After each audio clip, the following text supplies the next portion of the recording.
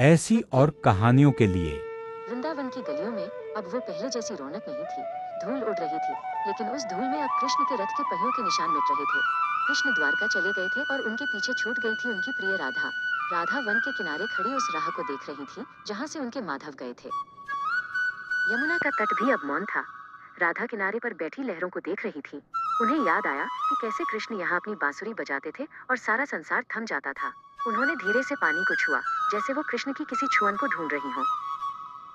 यादों के झरोखे से एक छवि उभरी। कृष्ण कदम के पेड़ की डाल पर बैठे अपनी मुरली बजा रहे थे। उनकी मुस्कान में पूरे ब्रह्मांड की खुशी समाई थी। राधा ने अपनी आंखें मूंद लीं ताकि वो उस स्वर को अपने भीतर फिर से सुन सके। वृंदावन के मोर और हिरण भी उदास थे। एक मोर राधा के पास आकर बैठ गया, जैसे वो पूछ रहा हो कि कुंज बिहारी कहाँ है। राधा ने उस मोर के सिर पर हाथ फेरा और कहा, वो कहीं नहीं गए, वो तो हमारे मन की हर धड़कन में है। चलते चलते राधा को घास में एक मोरपंख मिला। उन्होंने उसे बड़े जतन से उठा लिया।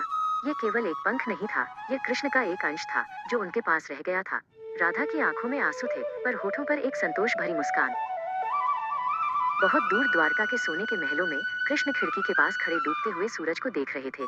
उनके पास सब कुछ था, लेकिन उनका मन अभी भी वृंदावन की उन कुंज गलियों और राधा की निस्वार्थ भक्ति में रमा था। राधा ने अब रोना छोड़ दिया था। उन्होंने फूलों के रंगों से कुटिया की दीवार पर कृष्ण की एक तस्वीर बनानी शुरू की। उन्होंने महसूस किया कि भक्ति का अर्थ केवल मिलना नहीं, बल्कि अपने प्रिय को हर क्षण अपने साथ अनुभव करना है।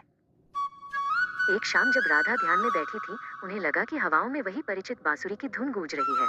उन्होंने अपनी आंखें नहीं खोली, क्योंकि वो जानती थीं कि बाहर देखने से वो छवि ओझल हो सकती है। उनके हृदय के भीतर कृष्ण मुस्कुरा रहे थे। उस क्षण राधा को समझ आया कि प्रेम शरीर का नहीं, आत्मा का मिलन है। कृष्ण द्वारका में होकर भी उनसे अलग नहीं थे, और राधा वृंदावन में रहकर भी कृष्ण से दूर नहीं थी। वे दो शरीर जरूर थे, पर उनकी आत्मा एक ही थी। आज भी वृंदावन की हवाओं में राधा का नाम गूंजता है। उनकी स्मृति हमें सिखाती है कि सच्चा प्रेम दूरी से नहीं घटता, बल्कि स्मृति और भक्ति से और भी गहरा हो जाता है। राधा और कृष्ण का मिलन शाश्वत है, जो कभी खत्म नहीं दिल होता। सी चैनल को सब्सक्राइब करें।